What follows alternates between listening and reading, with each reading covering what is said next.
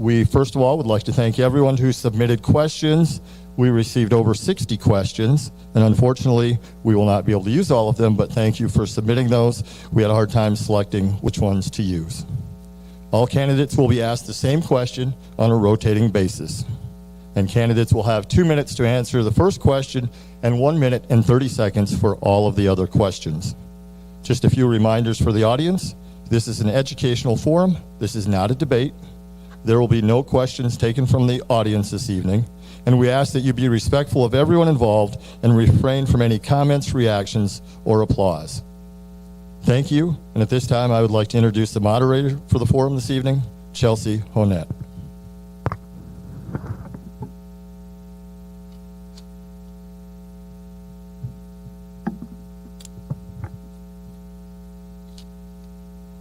All right. So as Corey said, we're going to start first here with Betty, and then we'll just go down the line.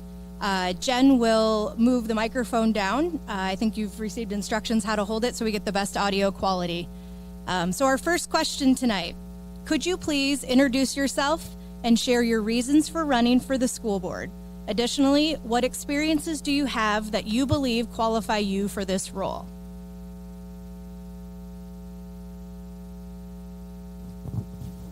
Okay, here we are. Thank you. Thank you so much for coming this evening. We really appreciate having this opportunity, and so thank you. I am Betty Hargan, and my husband is Ryan Hargan. My in-laws, Dave and Joan Hargan. Many of you might know them, longtime Jackson residents. And my husband and I moved here in 2012. So we did that to be in a small rural community and come back to the place that we now call home. We have 2 children, Jack, who is a freshman, and Alita, who is an 8th grader. I had been asked in the past couple years about running for the school board, and I just did not feel at that time that it was my time to step forward. However, with Jack and Alita getting older and seeing how things are in the world today, I felt that it was my time, and that is part of why I'm here. I also wanted to just say that one of the other things that really brought me to light when I was thinking of what I wanted to say was that about 25 years ago, I was finishing my master's at the University of Minnesota, and I had my first job out of graduate school at Hennepin County Medical Center in downtown Minneapolis. And if any of you know that area, it's quite busy. But I was very glad to have that opportunity. It was within research, and after I had been there a very short time, I asked the doctor that I worked with how he picks candidates that he wants to employ. And he told me, Betty, I can tell you anything and teach you anything I want you to know, but I can't change somebody's character. And so that is one thing that I hope at my role with the board, if I am chosen, that I can help students build character as they leave these walls. Thank you. And candidates, if you need me to repeat the question, just let me know. I don't know if this is working, but all right. My name's Danielle Swanson, and I live in rural Lakefield. I live on with my husband, Cody Swanson, and our 4 kids. I have Annabelle. She's just about to be 9, so I'll just give her the credit. And then a 7-year-old Adeline, and a 5-year-old Jacob, and a 2-year-old named Judah. And we live on my husband's family farm just west of Lakefield.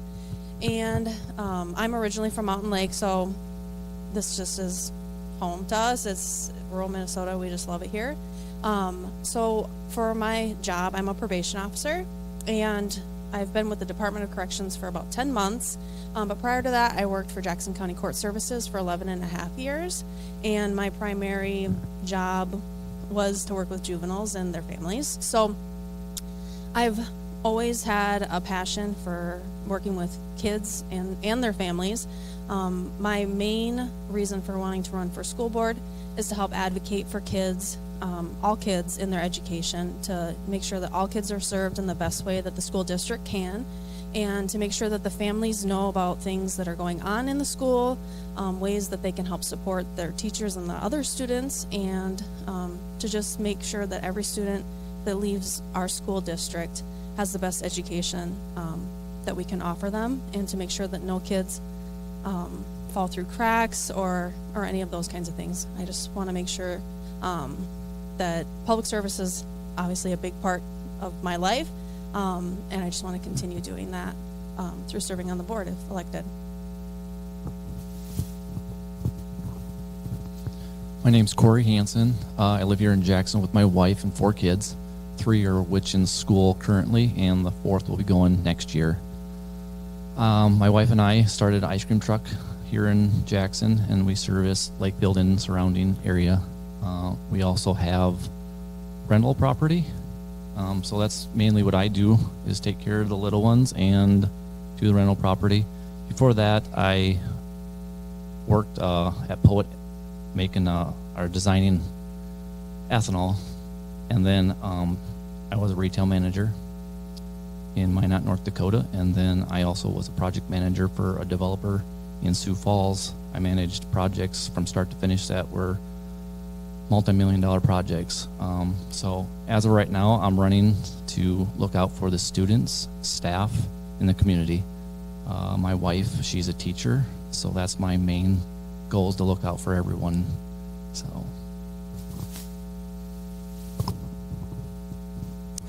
Thank you. My name is Shelley Pohlman, and I hope to earn your vote this evening at the end of this forum. I want to thank the hosts for organizing this event and for the attendees for taking time out of their busy evening to learn about us, the candidates.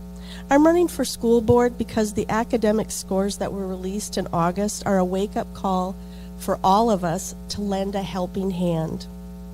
I grew up on Mill Road in Lakefield and graduated from Lakefield High in the class of 1983. I married my high school sweetheart. We have 2 children. One serves in the United States Air Force, protecting and defending our country, while my other son is a physician in the healthcare industry. I've lived in several foreign countries where my children attended Department of Defense schools and were homeschooled. Upon returning to the United States, they attended public school, including Pleasant View Elementary in Lakefield. The diverse learning experience gives me, as a parent, a unique lens to serve on the school board. I'm passionate about giving back to the community. I believe in its power to bring positive change. I volunteer my time with the Jackson Center of the Arts. I'm a stigma-free coordinator with the Des Moines Valley Health and Human Services. I'm a member of the Daughters of the American Revolution. I serve on the Summerfest committee. I discovered my career choice at an early age, working in my father's business, K-Masonry, using my mother's pedal-operated sewing machine as my first desk. I attended Onkers Business College, enrolling in executive assistant program. Upon graduation, I went to work at the University of North Dakota, working in the School of Medicine and Health Science in the Office of Public Affairs. Taking advantage of my employee benefits, I enrolled in communication classes to pursue my love of writing. If elected, I will apply my educational, professional, and life experiences to make positive differences at JCC. Thank you. My name is Matt Madden. I grew up in a farm outside of Armstrong, Iowa, about 45 minutes from here. I currently work for Federated Rural Electric, where I've been for 22 years, which is what brought me to Jackson. My wife, Jennifer, and I, we have 3 children. Our oldest is in 1st grade. Our middle, Lily, is in preschool, and Graham, our youngest, will enter preschool next year. So I ran for school board just because I like to stay involved with my kids and what they're doing. So I thought, what better way than to run for a school board, and just to also help, ensure that our school system reflects the values of the people of our school district. Well, my name is Tina Polz. I grew up on a farm outside of Sherburne, and so I attended Martin County West, and then I went up to Minneapolis and attended North Central University, and my major there was youth ministry and education. I moved to Jackson in 2005 and met and married my husband, Marcus Polz, in 2007. We have 4 kids, 3 boys and a daughter. Our 2 oldest boys went through JCC a few years ago and graduated.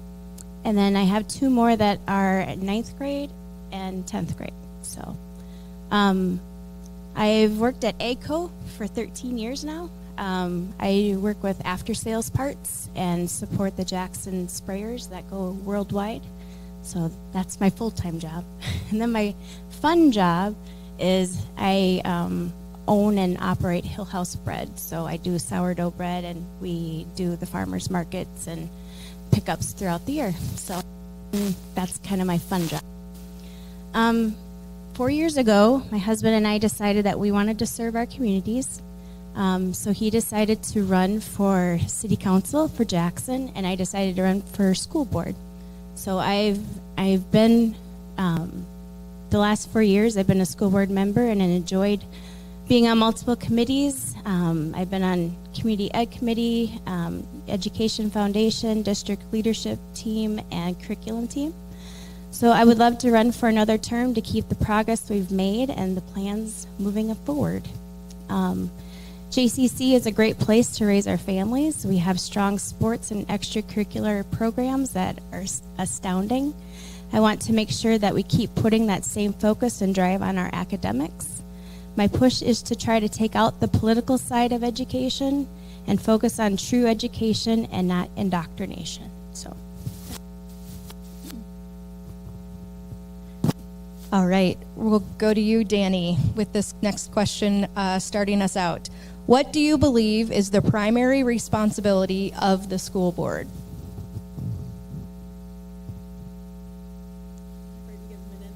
Yes. I just wanted to double check, but I don't think I'll take that long. But I think the primary role of someone on the school board and the school board as a whole is to be the boss to the superintendent, and then to help build policies for the schools. So whether that's based off of things that we think that we see within our schools that are issues that arise, or if there's law changes that happen, then addressing policies in that sort of a way. But just looking at what are the needs within the schools and policies to help support the teachers and other staff in the school buildings. And then also having a strong superintendent to enforce the policies and help support all the people underneath them, so everybody in the school building. The school board is here for checks and balances, make sure everything is running correctly. We have to make sure everyone's doing their job correctly, and if not, we do something about it. We're here for the students, staff, and the community. That's why. The school board's job is to provide governance and develop policies and evaluate the superintendent's performance. But it's also to communicate with its stakeholders, and that's you, the taxpayer, that's the teachers, that's the students. And so the communication policy is very important to me. So I think the school board's main responsibility is to implement policies, to ensure that the school is run in a way that our school district's residents see fit, to take input from our residents and, reflect their values in the way that we implement policies that affect the way our school system is run. Yeah, the primary responsibility, I think, of the school board is to keep the checks and the balances, and to make sure that you are available for being in the grocery store, talking in the aisle for somebody that has their student in a class and they may be struggling, so it's being the ear, it's being the voice, it's working through the process of where to bring these questions and answers to. But yes, I believe it's listening and helping support our admin and our staff and making this the place that we are developing our students to have the best education as possible.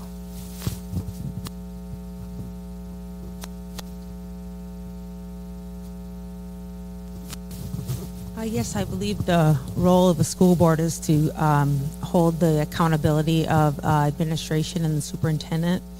Also, have the transparency to get the input of the community that we are living in, and give the best education to our students, making sure that we have teachers that we can help keep in the district, and provide them the resources that they need as well.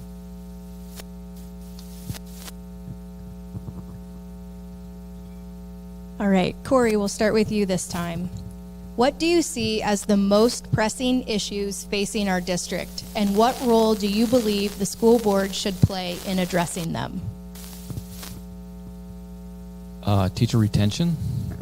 We got to make sure we try to keep our current staff that is certified, or hire certified staff to better educate our students. That is the biggest problem I think we have.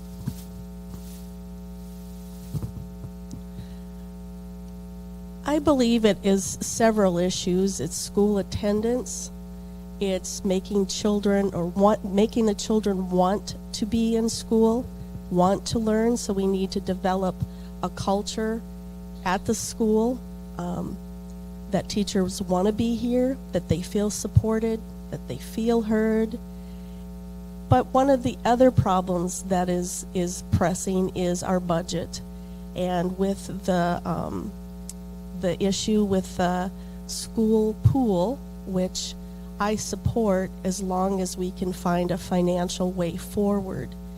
But we need to do our due diligence with the budget, making sure our teachers are paid well, that they feel that they are supported financially, that they are supported with resources, and we need to do our due diligence to make sure every penny is accounted for, because we are obligated to the taxpayers. Thank you. And we just got the best part about, technology. Someone gave us some feedback that's listening on the radio to give your name as you answer the question, so that everyone who's listening on the radio and not on live stream or here knows who's speaking. So we'll go with you, Matt. So this is Matt Madden. Like she said, probably the biggest issue with our school district is funding. With the economy and inflation we've experienced the last several years, we're constantly being asked, to do more with less, and so that's gonna be one of the challenges going forward. I think the school board and everybody else is gonna face is trying to figure out how to do that. And also, like Corey said, I think teacher retention is a big one. We probably got to try to figure out why people are leaving, and try and get to the bottom of that, and then see what we can do about addressing the issues that are causing our staff to leave. This is Tina Polz. For pressing issues, I would say that funding is definitely on the top there. I know, being small rural schools, we find it hard getting some of that funding that some of the larger schools get up in more of the metropolitan areas. And when you do get funding, sometimes you get all the red tape that comes with it. So it's balancing that out and trying to make sure that we maintain a quality staff, having the certified teachers, having teachers that know what they're teaching and how they can relate it to our kids. So, and I will also say, I'll tack on here there, I think we're there. Okay. The pool is something that I really want to work through with the city. I think it's a partnership that we need to keep and maintain.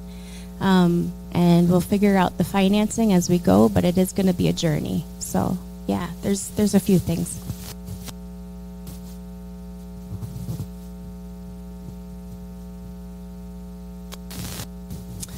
This is Betty. I think one of the most pressing issues is safety of our schools and our students when they're here, teachers and staff. That is one of the areas that I think can sometimes, it's easy to have that on the forefront, but again, with the funding and allocating of resources, I think that needs to be front and center.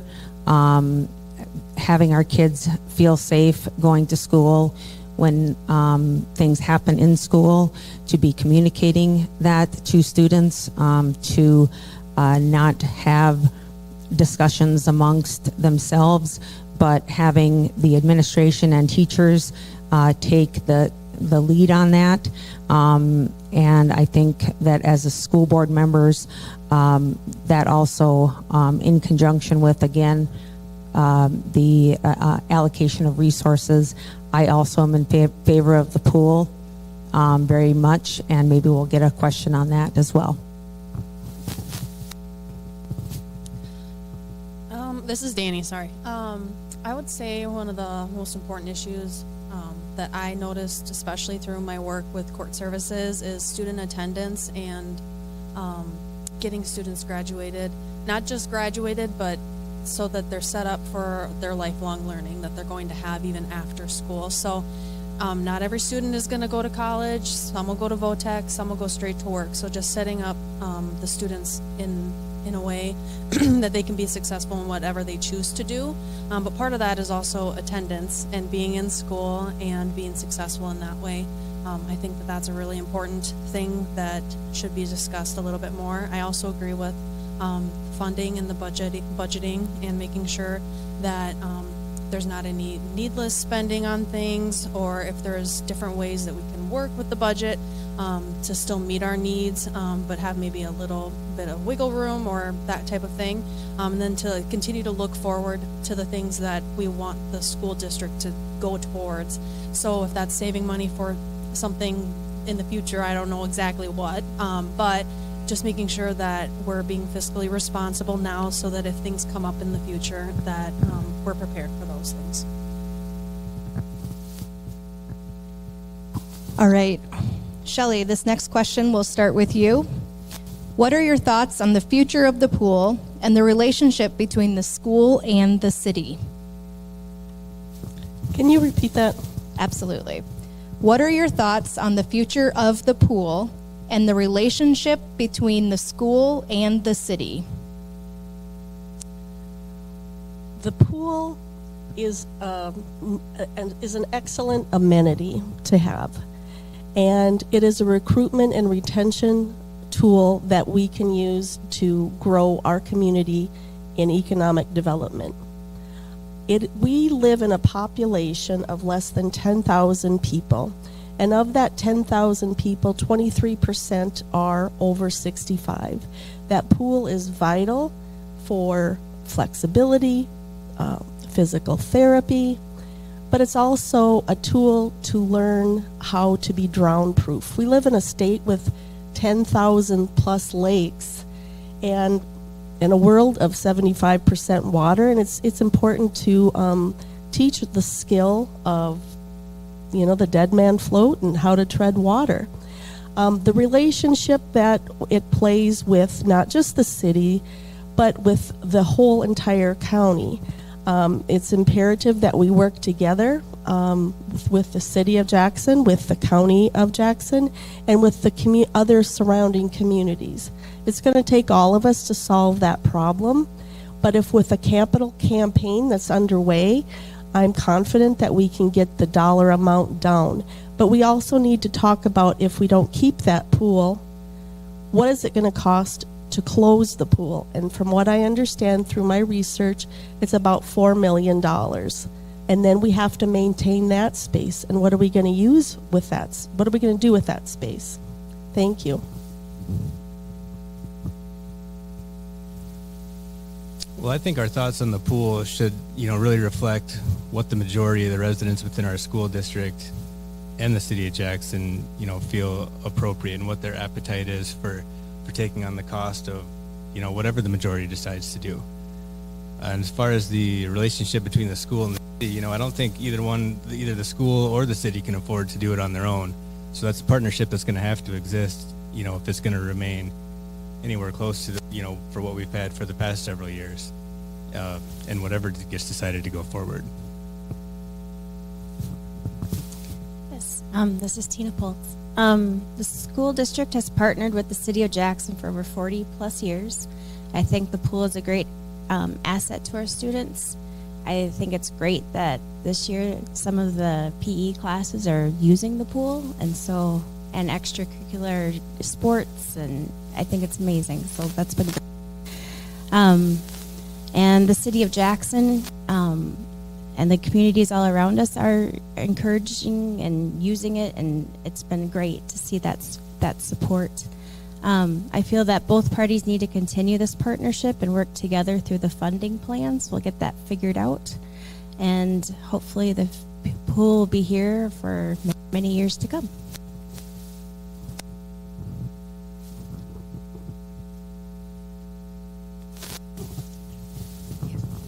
This is Betty. I too agree that the relationship between the city and the school needs to be one of joint effort. I am very pleased that it sounds like there was, when the survey went out, there were a larger percent of people that actually filled that out, and I believe in that democratic input, and very pleased about that. I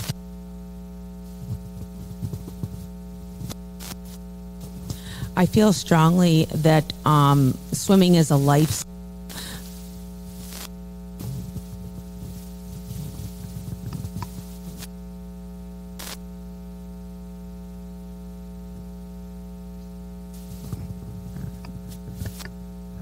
I feel strongly that swimming is a life skill.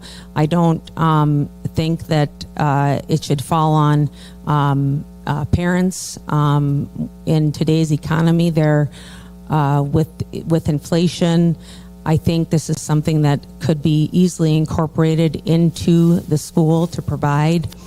Growing up with a mom that did not know how to swim, she was very concerned that if one of us was having trouble, what would she do? And throughout her whole life, she's now 83, and that is something that she was adamant about, the 7 of us kids knowing how to swim.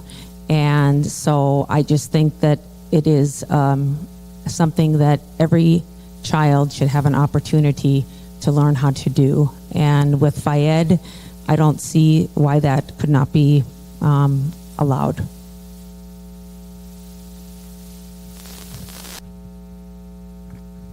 All right, this is Danny. So I'm hopeful that we'll be able to continue a partnership with the city of Jackson and keeping the pool. One of the things that I've been working on, not necessarily for this, but I'm on the Addiction Prevention and Safety Coalition for Jackson County, and one of the things that we have actually brought up at our last meeting was offering, finding some kind of way to use the pool to provide education to students for swimming, because of all the drownings that we've had so recently in the communities right around us. That swimming is a life skill, and that kids should at least know what to do to prevent a fatality. Just to be able to learn a skill like that it's priceless. So one of the things that we had talked about at our meeting was that there's this program is called Squid School, that maybe that's something that we could bring into the to the pool. And I'm trying to think of what else we talked about. Oh, I think there's Jamie Cummings over in Worthington. They take all second graders for a couple of weeks into the pool and teach them safety skills and swimming lessons. So I think it's important for us as a school board to be supportive of that, but also know that there's things in the community that that people in the community also see the need and want to support the pool as well. Corey Hanson. I'm currently on the school board, or the pool task force, sorry. I am in favor of keeping the pool. It's a great asset for this community. We can do swimming lessons year-round since it's an indoor pool. There's a few things I can't say because I'm on the pool task force, but I am very in support of this. I think we should keep it and then also keep an arrangement with the city and the school board.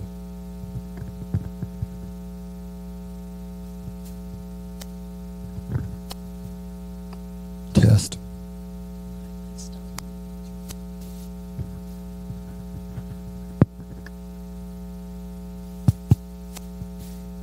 All right, Matt, we're going to start with you next. In terms of attracting and maintaining district staff, what steps would you take to enhance recruitment and retention efforts? Well, first of all, with maintaining, one of the questions I would ask is, I don't know if we do exit interviews when we leave.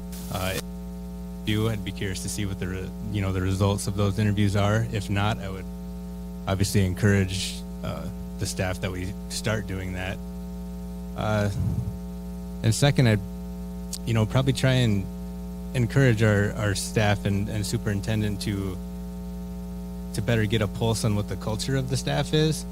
And maybe he already does, or maybe the rest of the staff does, I don't know. But one thing I could suggest is a culture survey that they could put out to the staff. But one thing, you got to be careful with that, because if you're going to put a survey out, you better be prepared to make some changes, because you're going to do a survey and then the worst thing you can do afterwards is nothing. That's even worse. And I think that might also help with, if we can improve culture and get a good quality culture within the staff and the district as a whole, that would also help with attracting new talent as well. This is Tina Polz. I know that our current staff and the admin work really hard in making sure that our staff has the support that they need. I know that there's been a lot of new incentives this last school year that they've carried over to this year. Just trying to build up that culture, I think that's important. But I know that we do exit surveys. I wish, though, that we would hear back more on those things. That would be helpful. I really think that increasing our visibility, maybe in local colleges or working with local colleges to see if we can get some student teachers more so than what we currently have. But I think just knowing when you graduate from college, it's the big world out there. So to know that Jackson is looking for certain types of teachers and having a program to help bring them in and guide them, I think would be a great program.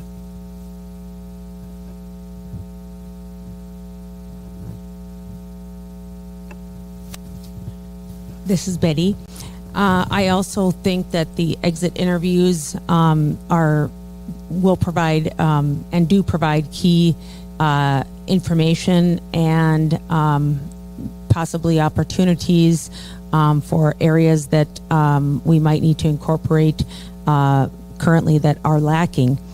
Also, possibly providing, I don't know if this is happening, but collaboration with giving the teachers an opportunity to express frustrations, concerns with administration, creating an environment and that would not oppose any retaliation of any sort to the teachers, and also with setting realistic expectations for teachers, giving them additional guidelines and framework that they might feel is needed in their classrooms as well.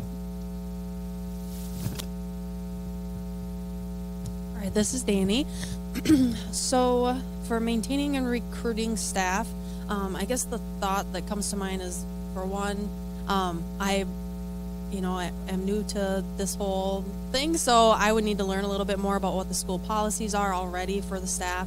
I don't know, well, I guess I sort of know that they do surveys, but I'm wondering why we don't do an exit interview. I think that could be a good thing. And maybe that would be something to look into. And for continuing to maintain the staff, culture is a big thing within any kind of organization. So knowing how the staff are feeling, maybe even throughout a year, checking in with staff. I don't know if there's something that the board already does to check in and to help the staff feel supported throughout the whole entire school year. I know a lot of times at the beginning of the school year, everybody's ready to go and excited for the year, and about midway through is when we feel the slump of things, and then by the end of the year, everybody's ready for summer to come. So just being able to help the staff feel even-keeled throughout the entire school year. I don't know if there's something the board can do to help with that, or administration, but that's something that I'd like to look into and hopefully help maintain staff. Corey Hanson. The morale of this school has gone down. Trying to keep our teachers is hard. They don't have anything to look forward to anymore, it seems like. Admin needs to appreciate what they have and look, we need to keep what we have.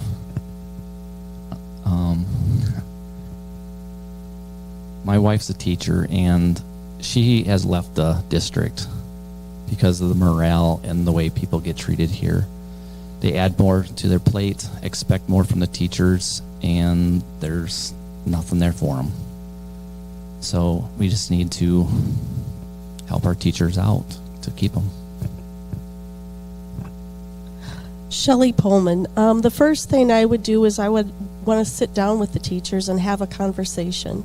I'm an excellent listener, and I feel they know the answers, and I want to support what their solutions are to the problem of retaining and recruiting teachers here. One thing, I think, if you as an employee, if you feel valued and supported, and maybe the pay isn't the best, but if you feel valued and supported, you want to go the extra mile, you want to do the right thing, and work hard for whatever job it is that you have. But I want to start with a conversation with the faculty and the staff.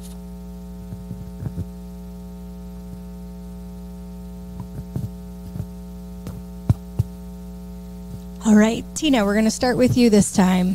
What do you believe the relationship between the school board and the administration should be in terms of balancing support and accountability? All right, Tina. There is a lot of balance there, and I think with our job is to hold the administration accountable. I don't want there to be, though, that feeling of people when they have a request or questions or concerns that you're tattling on anybody. It's going through the process of working through those things, and I think but the accountability part is important. We need to hold each other to higher standards, and I think we have really good administration right now, and I hope that we can continue working on that. But there is a balance there too. It's like I want to go sit in classrooms and listen to teachers, and because I care, but at the same time the teachers feel uncomfortable because you're there paying attention, and they're feeling in trouble, and so there's a balance there, and and I think we need to work through a better process of knowing what's going on in our classrooms and our hallways and offices, and I think that is something that we need to figure out a better method for. But there is a lot of good going on.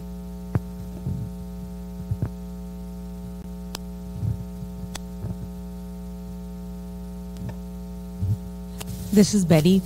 I think one of the ways of bridging this is kind of what my kind of the crux of part of why I'm running is the leading and cultivating with common sense, which focuses on 4 areas. One is staying informed, and this goes from administration down to the board, down to teachers, on what are the concerns and topics that need to be discussed and in the forefront.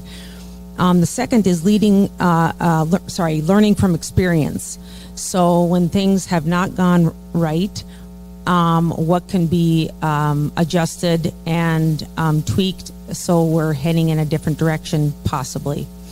The third is developing empathy, and I think this is one of the hardest things, but this is trying to look at a situation that might not be the same view that you have and trying to understand it from another person's point of view, but it is very critical. And then fourth is thinking practically. I think sometimes things can be overcomplicated and they can be simplified. And so I would just say that I think that bringing back that common sense, which I think somehow along the way has gotten lost, I think that is a key thing. This is Danny. Could you repeat it again? It was just kind of long. So I want to make sure I got out all the parts. Absolutely. What do you believe the relationship between the school board and administration should be in terms of balancing support and accountability? Okay. So the way I see the school board, like I said previously, was that we're the boss to the superintendent. So I guess the way that I see our relationship is to monitor the things that are going on. You know, if families come to us with concerns, addressing those things with the superintendent, but also knowing that you know, you're their boss, so you might get a different story kind of a thing than maybe what other people are telling you. So being able to look at things objectively, I think, is also really important, and to hold people accountable to the decisions they make and the things that they say and do. And you know, I think that a lot of being on the school board will be having to make, you know, very difficult decisions, and being able to feel confidence in that decision is something that I think that I will be able to do just based on my experience with work, having to make difficult decisions all the time, and holding people accountable in not very fun circumstances, but being able to do that is a really good trait to have in someone on the school board. Corey Hanson.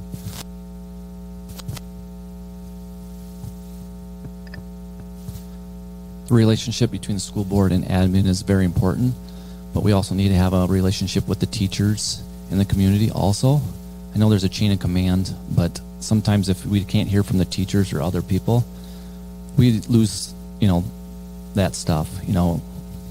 So, you know, if we hear something just from the superintendent or admin themselves, it might be interpreted from the teachers and stuff, and we don't hear what's going on. So I think we should have a relationship with teachers, community, and admin.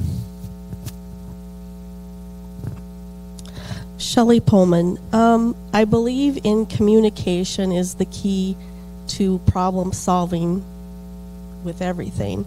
And the way the community, the school district communicates is with their policy in their handbook. So the parents have a handbook, the students have a handbook, and employees have the handbook. So we know right from the beginning what is expected of us, what are the consequences of behavior, But I want to be viewed on this school board as a helper. I want to help the parents. I want to be an advocate for the parents, but I also want to be here for the faculty and the staff. So once again, I think we need better communication and working together. And it starts with sitting down and having a conversation. This is Matt. So I think the role of the board is, to provide the administration with the tools, resources, and support that they need to perform their job, and also, relay the input from the residents of the district to the administration. Then the administration's part of that deal is then to perform to the best of their abilities, with the resources that they've been given, and also voice any concern if they feel they're lacking any resources or support in any way.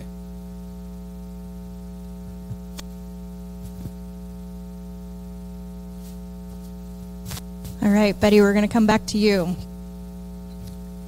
How does the school board balance the need to provide quality education with the responsibility to manage the local taxpayer burden? Well, this is Betty. I think that having input in the form of surveys and that dialogue that we have in the community can set some of that balance and direction. And what was the other part? How does the school board balance the need to provide quality education with the responsibility to manage the tax?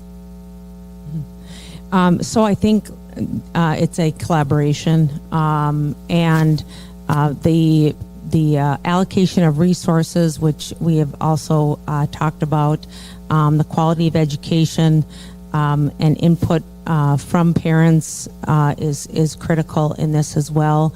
And then the accountability as well with the administration and the board members to provide that guidance for the highest education for our students.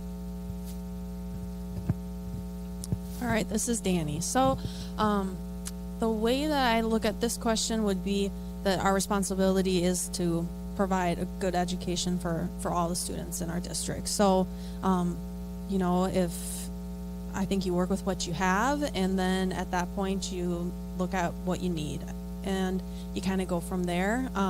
I feel like when you elect somebody to sit like as a county commissioner or on the school board, something like that, you're electing that person to vote for your idea, like as a community, your ideas.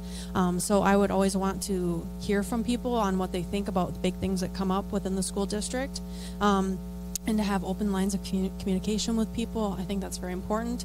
I don't think that me being on the school board would be Danny just doing what she thinks. It's thinking for all the other people in the community, all the students, teachers, families, and making sure that we're supporting the students and providing them with the best education that we can do.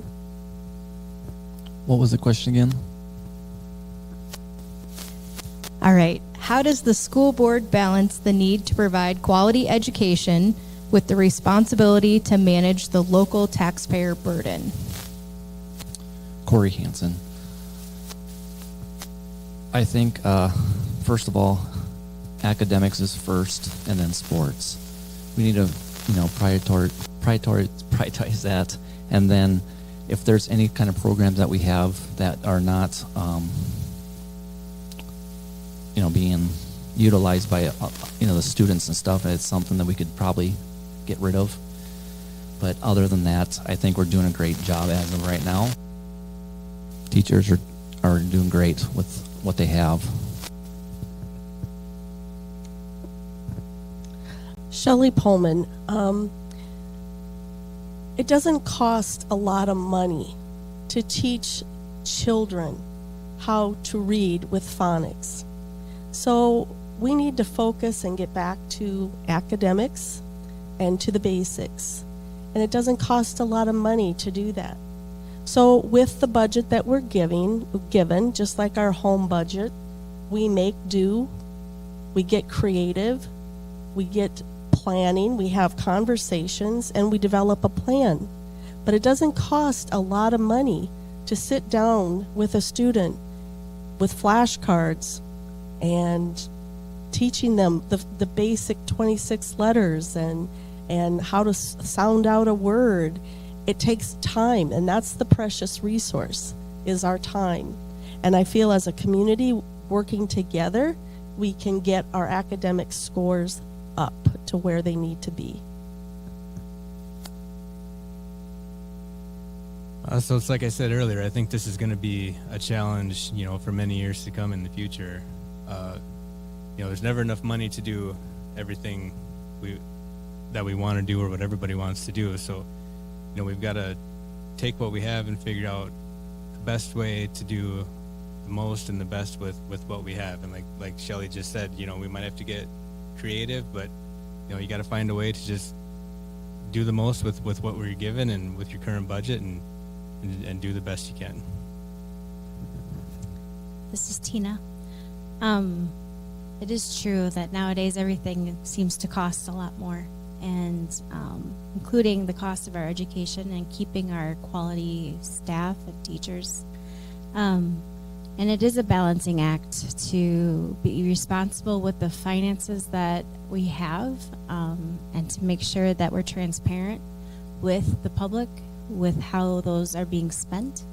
But there is a lot of good initiatives going on, that teachers are digging back into the basics. And I think that we will start to see these test scores improving. I think there's a new drive and some good incentives out there for teachers and students to dig in, and we will start to see some good improvements. But being part of rural Minnesota, there is a lot of groups that are helping us in different ways with MREA and some other groups. So hopefully we can get the districts, the smaller districts, the finances that we do need to see some of these incentives be put into our schools.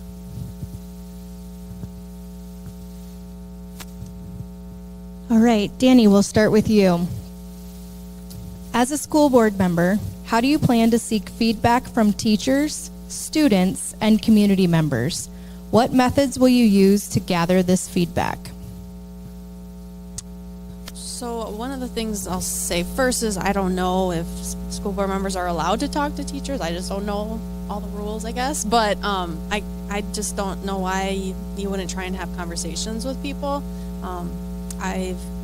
From my job working in the schools and all that, I did talk to a lot of teachers, so I know a lot of how they feel right now with everything. And I guess the way that I am is I'm very clear in my communication. I'm a good listener, so I like to hear what people have to say, and I don't like to just throw out solutions without thinking about things and coming to the best conclusion. So I guess the way that I would want to communicate in the future with people is for them to just know who I am and to have the ability to have a conversation with me about things that they care about. I don't want to turn anyone away, and so hopefully that will be one way. Another way is that people can reach out to me if they have my phone number or social media. I don't have any qualms with that if that's how people want to communicate. But for me, I like face-to-face, getting to know people and getting to learn about the issues that they might see, and then being able to try and find answers for them. Corey Hanson. If I get elected, I will walk through the school, talk to teachers. I know there's a chain of command, but I will talk to them, bring my, everything that they talk to me to, admin meetings or board meetings and that kind of stuff. I will provide my phone number to anyone that would want it. They can call me, social media, Facebook, anything. I'm here to listen to anyone. So I'll bring that back to whoever needs to hear it. Shelley Pohlman, I will make myself accessible. I will provide my email, my telephone number, my address, but I also will be here. I will be present. I will be at the sports events.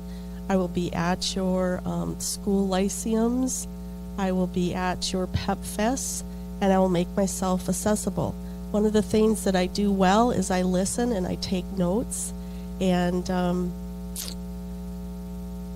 I think students, I think that would be difficult with FERPA and making myself accessible, but I think I would want to have the parents there if they need to reach out to me. I would want them with me at this because of FERPA laws and because of I feel like parents need to be involved with their students. So I guess being accessible.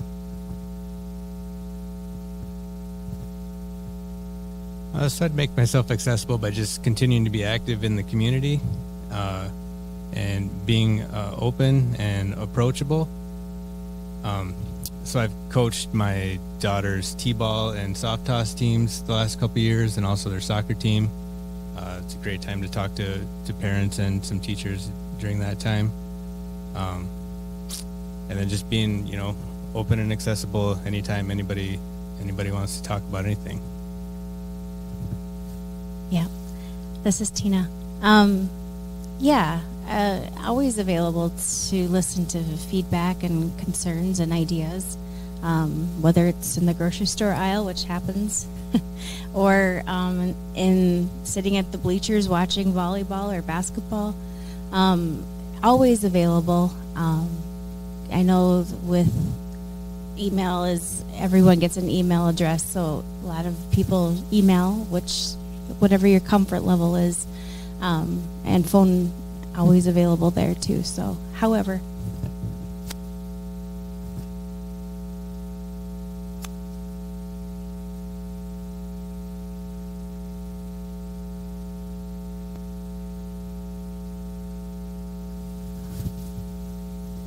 This is Betty.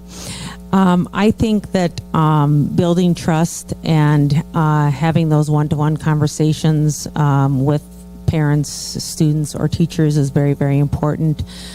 Being approachable and having that open dialogue. Also, being an advocate in the sense of if I'm chosen to be on the board, to be able to, I desire that there would be some type of platform to bring those concerns forward. I don't know I think now it is maybe not the process that maybe could be a little more tweaked and massaged to bring some of those concerns or suggestions forward to the board that possibly would need to be considered to address. Also, I do think that having classroom observation in a non-threatening approach is something that also I would like to consider, in which also helps build that relationship and advocacy role.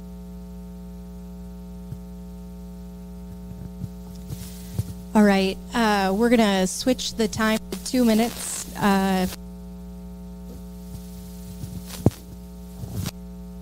Closing remarks. So we'll start with Corey. So again, closing remarks. We'll start with Corey, and you'll have 2 minutes. Corey Hanson. Hello. Okay. I'm involved in the community already. I'm on the JBDC, and I'm on the pool task force. So I would be willing and able to sit here and listen to anyone, teachers, community members, to help them out with what's going on here at this school. So that's all I have to say. Shelley Pohlman, I want to thank the attendees and hosts of this forum. Our students are our nation's most valuable asset, and JCC is doing a lot of things right. We must continue on that path. However, where we are falling short is academically. I am confident that we can elevate JCC to academic excellence by working together. My goal is to make JCC School District the gold standard. Serving on this board is important because our country's future is at stake. We need to make our students must be able to compete globally. I will make decisions based on data and facts and in the best interest of our students and staff. I am a penny pincher. I understand how hard it is to earn $1 and to save $1. Jackson County has a population of 9,989 people, with 23% of the residents over 65. The median household income is $68,000. So I will be prudent with spending our tax dollars and always seeking an excellent return on our investment. I hope I have earned your vote this evening. To learn more about me, go to www.shelleypohlmanschoolboard.com. Thank you. So like I mentioned earlier, I've worked with Federated Rural Electric for the last 22 years. I've been operations manager for almost 4 now. So I feel like I have a really good, feeling of the values and the opinions of the residents of Jackson County and in our school district. And I feel like the most important thing is that those values of our residents get reflected into our school system. And I also served on the Jackson City Council from 2016 to 2020. So I feel like I've got a good feeling on the city of Jackson as well as in the residential or rural, I mean. This is Tina. My goal is to keep pushing towards the academic excellence, looking at how we can keep and better serving our staff and to keep pushing our students to their fullest potential. We have great kids with amazing futures, and I would like to make sure that they receive a quality education and let them live to their abilities.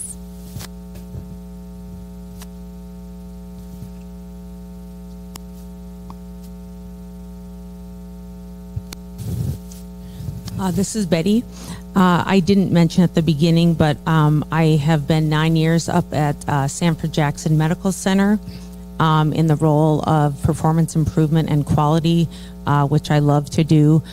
And so I am very involved in the community and helping those in need. The strong schools equal strong communities. And I think that, as many of us have said up here, it's all about the students, providing them the educational opportunities, and ensuring that that they are fit for jobs and opportunities in our society. Coming along parents, these are difficult times, and being advocates to help in supporting their kids with academics is very, very important, as well as keeping the rural community that we all love so much, which is a big part of why we're here, in our front and center in decisions that are made here at JCC. I also have a website. It's bettyhargan.com. This is Danny. So I was going to say thanks too for everybody. I didn't know what to expect, and this wasn't as bad as I thought it was going to be. So that's good. But and I was really interested in coming to this for myself too, because there are so many people that are running for school board, and with having kids in school, I think it's important to be involved and to know who you're electing to be on the school board. So I was glad to get to know everybody else tonight too. So I'll give you a little snippets about me, but I am involved in organizations within Jackson County already: Action Team, Child Protection, Addiction Prevention and Safety Coalition. I was previously lived in Heron Lake, so I was on the city council in Heron Lake. I was also on the board of directors for the Southwest Crisis Center, and I was also membership chair for, it's called the Minnesota Association of County Probation Officers. But that's kind of that little bit about me. But I feel that I have a lot of skills that could cross over really well with the school board. I have a passion for kids and making sure that that they're successful when they leave the school building, because research shows that if a kid graduates from high school, they're so much better off when they leave. So that's one of the things that I'm really passionate about, and I hope that you all got to learn a lot more about all of us tonight.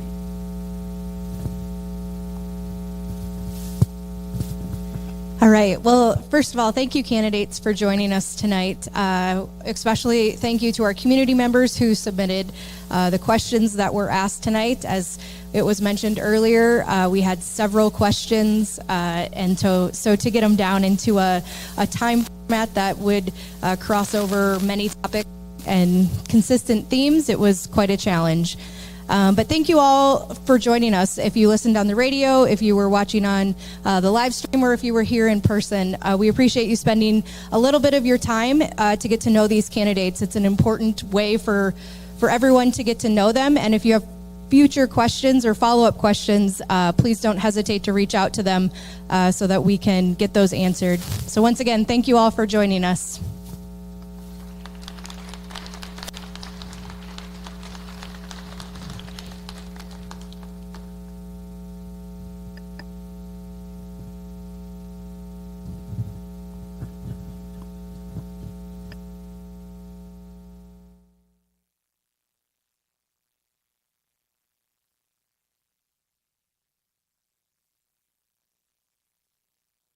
Let's dip down to ballot 41 tonight under